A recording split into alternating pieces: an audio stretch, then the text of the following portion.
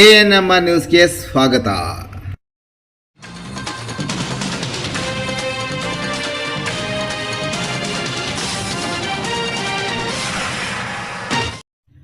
ANM ನ್ಯೂಸ್ಗೆ ಸ್ವಾಗತ.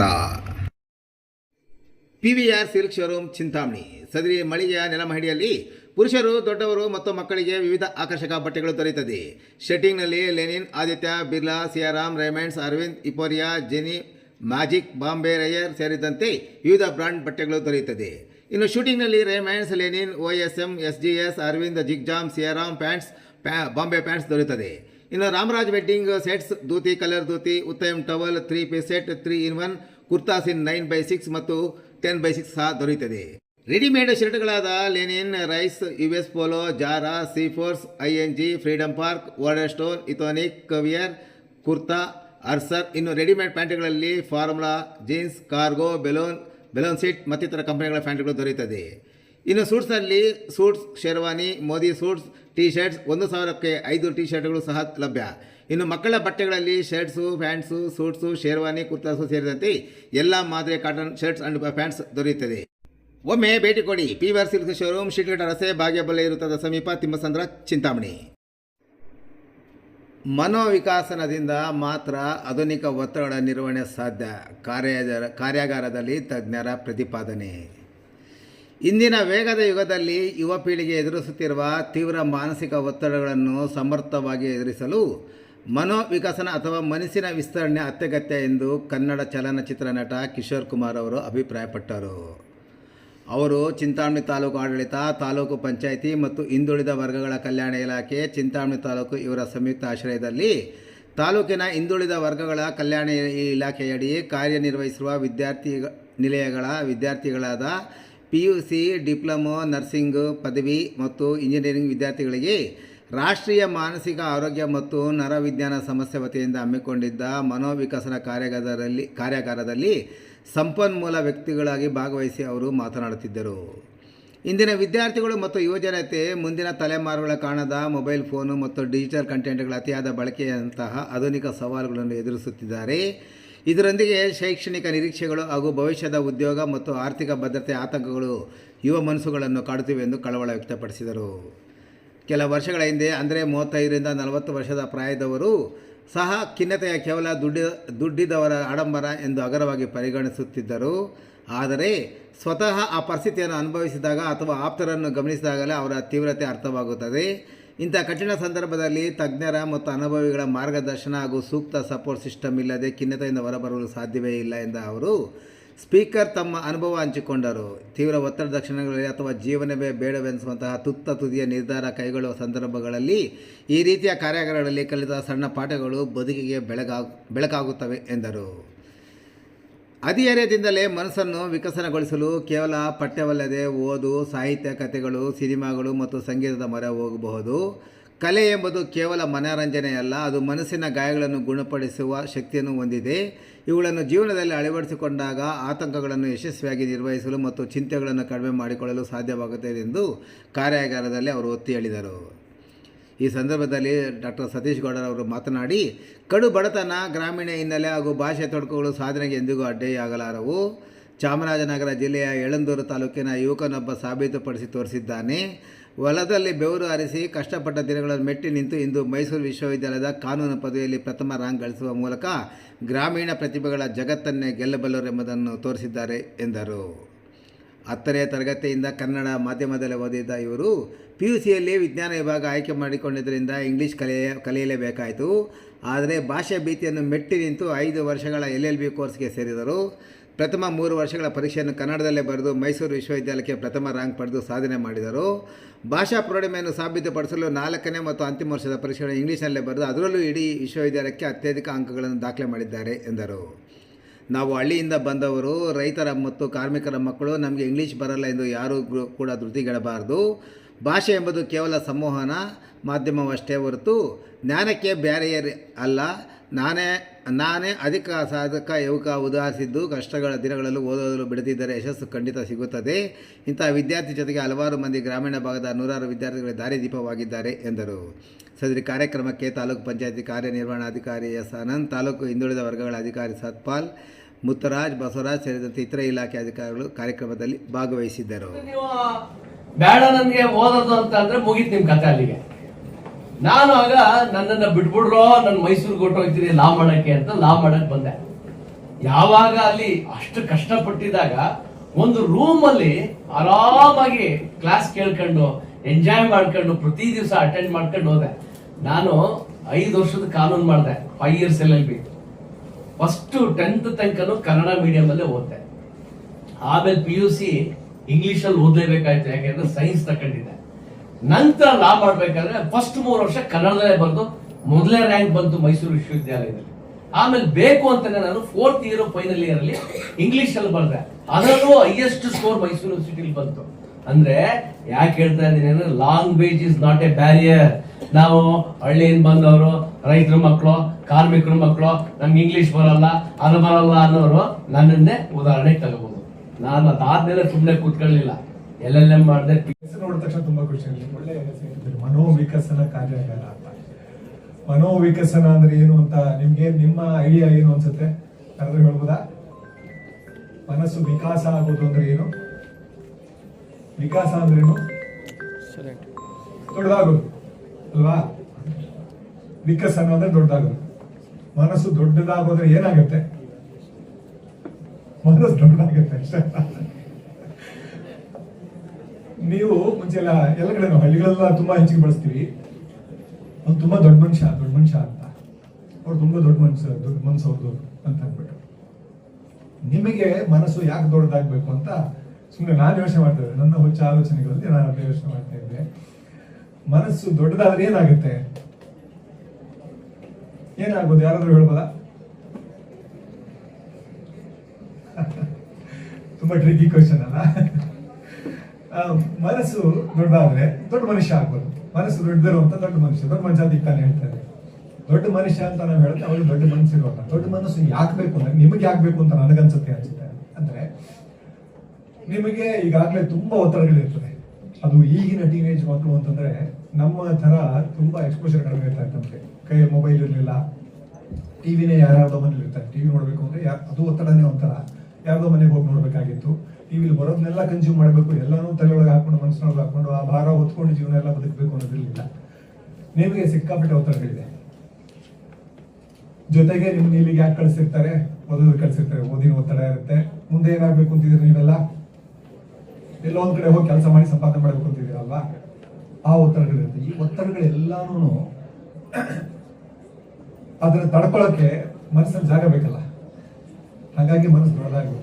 ಸ್ವಲ್ಪ ಪಾಪ ಇಲ್ಲಿ ಕೂತ್ಕೊಂಡು ನೀವು ಯಾಕೆ ಮನೋವಿಕಸನ ಕಾರ್ಯಾಗಾರ ಮಾಡ್ತಾ ಇದ್ದಾರೆ ಅಂದ್ರೆ ಅವರೆಲ್ಲರೂ ಹೇಳ್ತಾ ಇದ್ದಾರೆ ನಿಮ್ಗೆ ನಿಮ್ಮ ಮನಸ್ಸನ್ನ ವಿಕಸನಗೊಳಿಸಿ, ಆಲೋಚನೆಗಳು ತುಂಬಿಕೊಂಡು ಹೇಗೆ ಇದನ್ನೆಲ್ಲ ಹ್ಯಾಂಡಲ್ ಮಾಡೋದು, ಇಷ್ಟೊಂದು ಒತ್ತಡಗಳನ್ನ ಹೆಂಗೆ ಹ್ಯಾಂಡಲ್ ಮಾಡೋದು, ಈ ಒತ್ತಡಗಳನ್ನ ನಿಮ್ಗೆ ಎಷ್ಟು ಜನಕ್ಕೆ ಯಶಸ್ವಿಯಾಗಿ ನಿಭಾಯಿಸ್ತೀವಿ ಅಂತ ಅನ್ಸುತ್ತೆ?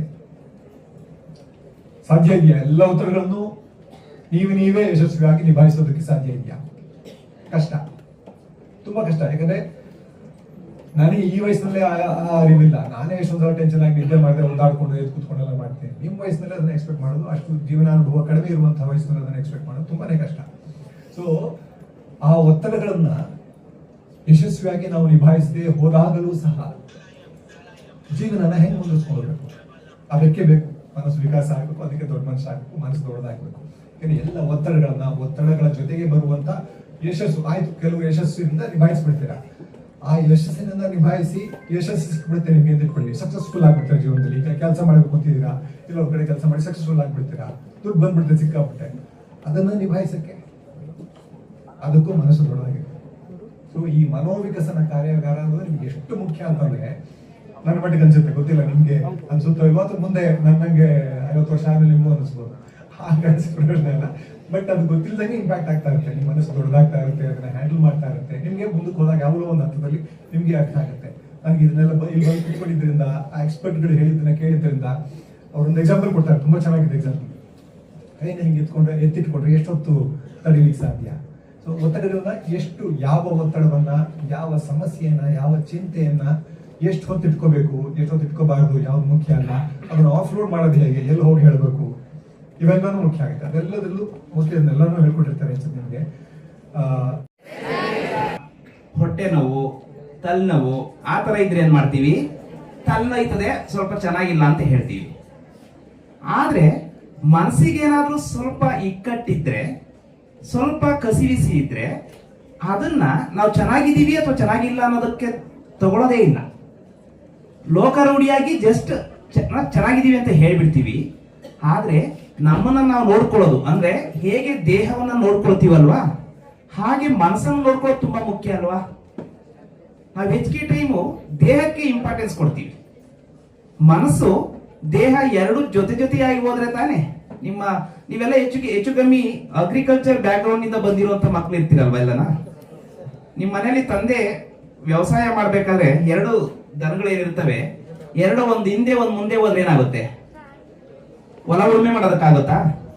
ಅಥವಾ ಇವಾಗೆಲ್ಲ ಟ್ರ್ಯಾಕ್ಟರ್ ಯೂಸ್ ಮಾಡ್ತೀವಲ್ವಾ, ಎರಡು ಟೈರ್, ಒಂದು ಹಿಂದೆಗಡೆ ಟೈರು ಮುಂದೆಗಡೆ ಒಂದು ಹೋದ್ರೆ ಹೊಲ ಉಳುಮೆ ಮಾಡೋಕ್ಕಾಗುತ್ತಾ? ಹಾಗೆ ನಮ್ಮ ಮನಸ್ಸು ಮತ್ತೆ ದೇಹ, ನಮ್ಮ ದೇಹ ಮತ್ತೆ ಮನಸ್ಸು ಎರಡು ಜೊತೆಯಾಗಿ ನಡ್ಕೊಂಡು ಹೋದ್ರೆ ಮಾತ್ರ ಆಕ್ಚುಲಿ ನಾವು ಚೆನ್ನಾಗಿರೋದು ಸಾಧ್ಯ ಆಗುತ್ತೆ. ನಾವೆಲ್ಲೋ ಒಂದ್ ಕಡೆ ಮನಸ್ಸಿಗೆ ಹೆಚ್ಚಿಗೆ ಇಂಪಾರ್ಟೆನ್ಸ್ ಕೊಡಲ್ಲ. ಏನು, ಒಂದ್ ರೀತಿ ಬೆಳಿಗ್ಗೆ ಬರ್ಬೇಕಾದ್ರೆ ಇಲ್ಲಿಗೆ ರೆಡಿಯಾಗಿ ಬಂದ್ರಲ್ವಾ, ಎದ್ಬಿಟ್ಟು ಹಂಗೆ ಬಂದಿಲ್ಲ ತಾನೆ ಯಾರು, ಇಲ್ಲ ಅಲ್ಲ.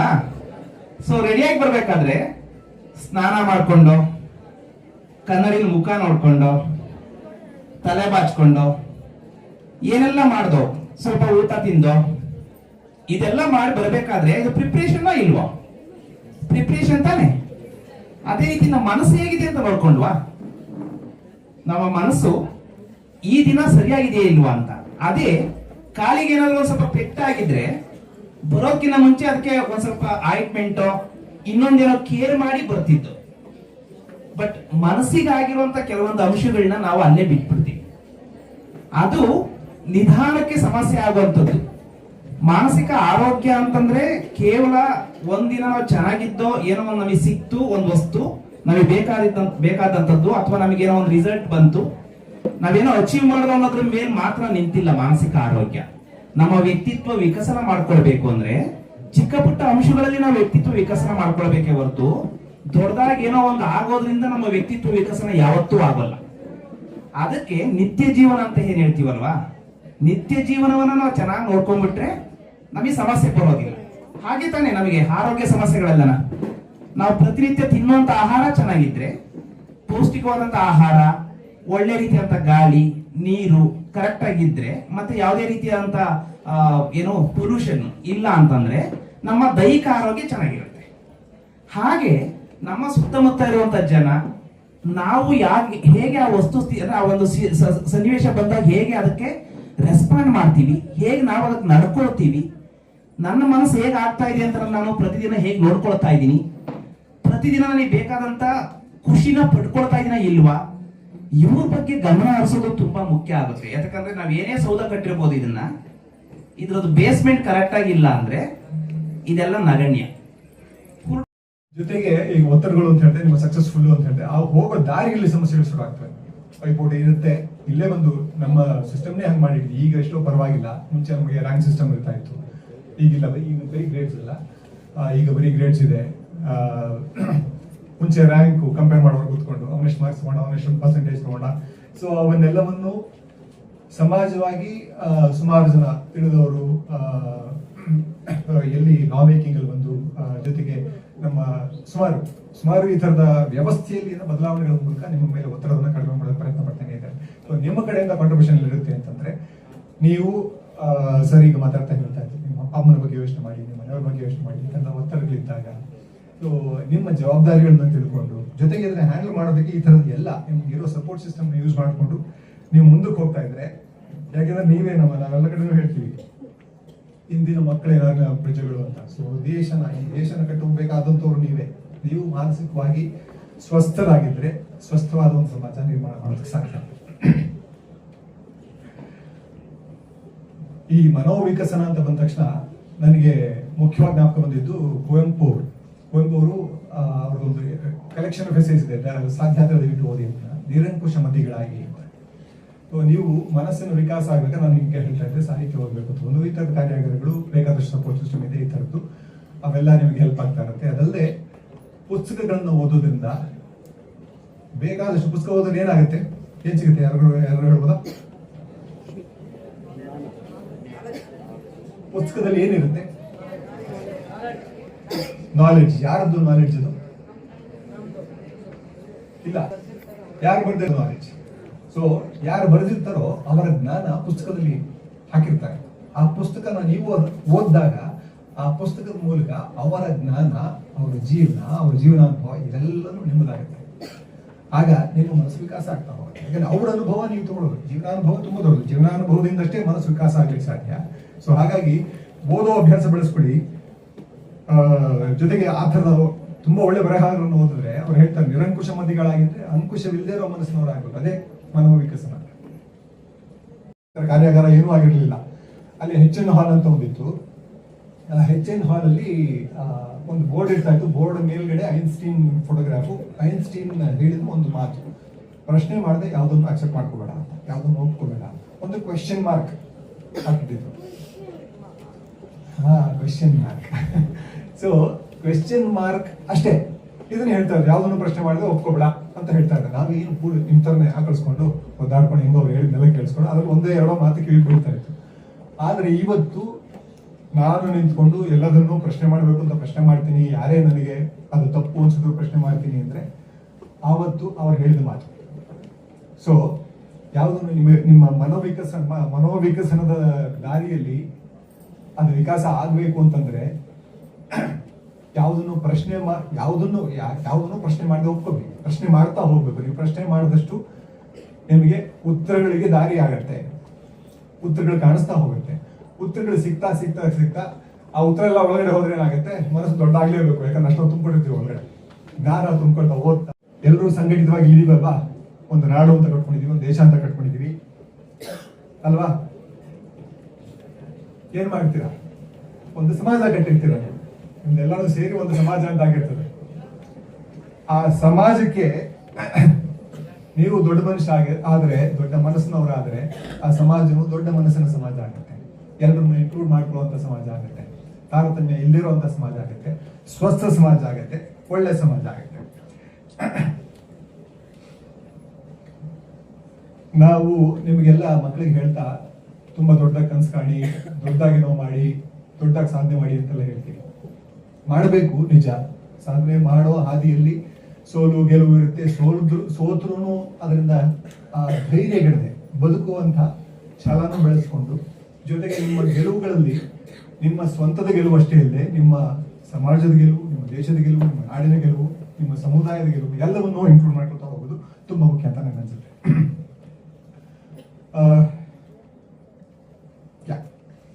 ಇದರಲ್ಲಿ ಮನೋವಿಕಸನದ ಉದ್ದೇಶ ಯುವ ಪೀಳಿಗೆಗೆ ಪರಿವರ್ತನೆಯೆಡೆಗೆ ಅಂತ ಇದೆ. ಪರಿವರ್ತನೆ ಯಾವ ಕಡೆಗೆ ಆಗ್ಬೇಕು? ಏನಾಗ್ಬೇಕು ಅಂತ ನಿಮ್ಗೆ ಅನ್ಸುತ್ತೆ? ಇಷ್ಟೊಳಗೆ ಸಾಕಾಯ್ತು ಭಾಷಣ ಕೇಳಿ. ಪರಿವರ್ತನೆ ಹೊರಗಡೆ ಆದ್ರೆ ಸಾಲದು. ಪರಿವರ್ತನೆ ಒಂದು ಸಾಧನೆ, ಅದು ಪರಿವರ್ತನೆನೇ. ಇವತ್ತಿರೋ ಪರಿಸ್ಥಿತಿಯಿಂದ ನೀವು ಇನ್ನೊಂದು ಕಡೆಗೆ ನೀನು ಸಕ್ಸಸ್ಫುಲ್ ಆಗಿ ಒಂದು ಸಾಧನೆ ಮಾಡ್ಬಿಡ್ತೀರಾ ಅಂದ್ರೆ ಅದು ಪರಿವರ್ತನೆ. ಆದ್ರೆ ಆಂತರಿಕ ಪರಿವರ್ತನೆ ತುಂಬಾ ಮುಖ್ಯ ಆಗುತ್ತೆ. ಅದಕ್ಕೆ ಈ ಮನೋವಿಕಸನ ಖಂಡಿತ ಸಹಾಯ ಮಾಡ್ತೇನೆ. ಸದ್ದು ಮಾಡದೆ ನೀನು ಜಗಕ್ಕೆ ಬಂದವನಲ್ಲ, ಒದ್ದಾಟ ಗುದ್ದಾಟ ಬಾಳೆಲ್ಲವಾಯಿತು, ಗದ್ದಲವು ಬಿಡಲು ಕಡೆ ದಿನ ಮಾನವಾದೀತೆ, ನಿದ್ದೆಗಳು ಸಾವು ಪಡೆ ಮಂಕುತಿಮ್ಮ ಅಂತ ಡಾಕ್ಟರ್ ಡಿ ವಿ ಗುಂಡಪ್ಪನವರು ಹೇಳ್ತಾರೆ. ಅಂದ್ರೆ ನೀವು ಹುಟ್ಟಿದಾಗಿನಿಂದ ಹಿಡಿದು ನೀವು ಸದ್ದು ಮಾಡದೆ ನೀವು ಜಗಕ್ಕೆ ಬಂದವರಲ್ಲ. ನೀವು ಹುಟ್ಟುತ್ತಾ ಅಳ್ತಾನೆ ಭೂಮಿಗೆ ಬಂದಿದ್ದೀರಿ. ಆಮೇಲೆ ಒದ್ದಾಟ ಗುದ್ದಾಟ ಬಾಳೆಲ್ಲವಾಯಿತು ಅಂತಂದ್ರೆ ನೀವು ಬದುಕಿನ ಉದ್ದಕ್ಕೂ ನೀವು ರನ್ನಿಂಗ್ ಓಡ್ತಾನೆ ಇರಬೇಕು. ಸೊ ಸಾಧನೆ ಮಾಡೋದಕ್ಕೆ ಓಡ್ತಾ ಇರಬೇಕು, ಬೇರೆ ಬೇರೆ ಕೆಲಸಗಳೆಲ್ಲ ಓಡ್ತಾನೆ ಇರಬೇಕು. ಅದು ಸಾಯೋವರೆಗೂ ಹೆಂಗಿರ್ಬೇಕು ಅಂತಂದ್ರೆ ನಿದ್ದೆ ಒಡು ಸಾವು ಪಡು ಮಂಕುತಿಮ್ಮ ಅಂತ ಹೇಳ್ತಾರೆ. ಅಂದ್ರೆ ಅವರು ಎಷ್ಟು ಅಚ್ಚುಕಟ್ಟಾಗಿ ಹೇಳಿದ್ರೆ ನಿಮ್ಗೆ ಸಾವು ಹೆಂಗ್ ಬರ್ಬೇಕಂತ ನಿದ್ದೆ ಮಾಡ್ತಾ ಮಾಡ್ತಾನೆ ಸಾವು ಬರ್ಬೇಕಂತ, ಅದು ಶ್ರೇಷ್ಠವಾಗಿರ್ತಕ್ಕಂಥ ಸಾವು ಅಂತ ಹೇಳ್ತಾರೆ. ಸೊ ಸಾಧನೆಗೆ ಯಾವುದು ಮಿತಿ ಇಲ್ಲ. ಸಾಧನೆ ಮಾಡೋದಕ್ಕೆ ನಿಮ್ಗೆ ಬೇಕಾದಷ್ಟು ಫೆಸಿಲಿಟೀಸ್ ಎಲ್ಲ ಒದಗಿಸ್ಕೊಟ್ಟಿದ್ದಾರೆ. ನಿಮಗೆ ಮನೆಯಿಂದ ಬಂದ್ರೆ ತಂದೆ ತಾಯಿ ನಿಮಗೆ ಬೇಕಾದಂತಕ್ಕಂಥ ಡ್ರೆಸ್ಗಳನ್ನಾಗ್ಲಿ ಅಥವಾ ನಿಮ್ಮ ಮೊಬೈಲ್ಗಳನ್ನಾಗ್ಲಿ, ಸರ್ ಎಷ್ಟೊತ್ತಿಗೆ ಹೇಳ್ತಾ ಇದ್ರು ಮೊಬೈಲಿಂದ ದೂರ ಇರಿ ಅಂತೇಳಿ. ನಾನೇನು ದೂರ ಇರಿ ಅಂತ ಹೇಳೋದಿಲ್ಲ, ಯಾಕಂದ್ರೆ ನಿಮ್ಗೆ ಮೊಬೈಲ್ ಅಟ್ಯಾಚ್ ಆಲ್ರೆಡಿ ಆಗಿದೆ. ಸೊ ನಿಮ್ಗೆ ದೂರ ಇರಿ ಅಂತಂದ್ರೆ ಮೊಬೈಲ್ ಬಿಟ್ಟಿರೋಕ್ ಸಾಧ್ಯನೇ ಇಲ್ಲ. ಬೇಕಾದ್ರೆ ಗಂಡ ಹೆಂಡತಿನಾದ್ರೂ ಬಿಟ್ಟಿರ್ಬೋದು, ಮಕ್ಕಳನ್ನಾದ್ರೂ ಬಿಟ್ಟಿರ್ಬೋದು, ಮೊಬೈಲ್ ಅಂತೂ ಬಿಟ್ಟಿರೋಕ್ ಸಾಧ್ಯ ಇಲ್ಲ. ಆದ್ರೆ ನಿಮ್ಗೆ ಜ್ಞಾನ ಎಲ್ಲಿರ್ಬೇಕು ಅಂತಂದ್ರೆ ಆ ಮೊಬೈಲ್ ಅಲ್ಲಿ ಏನ್ ನೋಡ್ಬೇಕು ಏನ್ ನೋಡ್ಬಾರ್ದು ಅನ್ನೋ ಒಂದು ಜ್ಞಾನ ಇದ್ರೆ, ತಿಳುವಳಿಕೆ ಇದ್ರೆ ಸಾಕು. ಸೊ ಜಗತ್ತಿನಲ್ಲಿ ಮೊಬೈಲ್ ಇಲ್ಲ ಅಂತಂದ್ರೆ ಎಲ್ಲ ಕೈಯಲ್ಲೂ ಮೊಬೈಲ್ ಇದೆ. ಸೊ ನಾವು ಮೊಬೈಲ್ ಇಟ್ಕೊಂಡಿದೀವಿ, ಹಾಗಂತ ನಾವು ಮೊಬೈಲ್ ಬಿಟ್ಬಿಡಿ ಅಂತ ಹೇಳಕ್ ಆಗೋದಿಲ್ಲ. ಆದ್ರೆ ಮೊಬೈಲ್ ಅಲ್ಲಿ ನೀವು ಏನ್ ಮಾಡ್ಬೇಕು ಏನ್ ಮಾಡಬಾರ್ದು, ಅಥವಾ ನೀವು ಏನಾದ್ರು ಕೆಟ್ಟದನ್ನ ಮಾಡ್ಬೇಕಾದ್ರೆ ನಿಮ್ ತಂದೆ ತಾಯಿ ಜ್ಞಾಪಕ ಬರಬೇಕು. ಅವರು ಬೆಳೆದಿರ್ತಕ್ಕಂಥ ಒಂದೊಂದು ಕಾಳನು, ಒಂದೊಂದು ಬೆವರ ಹನಿನು ನಿಮಗೆ ಆ ಕಷ್ಟದಲ್ಲಿ ನೀವು ಏನು ಇಷ್ಟಪಟ್ಟು ನೋಡ್ತಾ ಇರ್ತೀರಲ್ಲ, ಆ ಕಷ್ಟ ಅಲ್ಲಿ ಕಾಣಿಸ್ತಾ ಇದ್ರೆ ಖಂಡಿತ ನಿಮ್ಗೆ ನೀವೇ ಇನ್ಸ್ಪಿರೇಷನ್ ಆಗ್ತೀರಿ. ನಿಮ್ ತಂದೆ ತಾಯಿನೇ ನಿಮ್ಗೆ ಅವರೇ ಇನ್ಸ್ಪೈರ್ ಆಗ್ತಾರೆ. ಸೊ ಈ ರೀತಿ ಇರಬೇಕು. ಆಮೇಲೆ ಬದುಕೊಂದು ಕದನವೊಂದು ಅಂಜಿ ಬಿಟ್ಟು ಓಡುವನು, ವಿಧಿಯ ಬಾಯಿಗೆ ಕವಳವಾಗ ದುಡಿಯುವನೇ, ಎದೆಯನ್ನು ಕಾಗಿಸುತ್ತಾ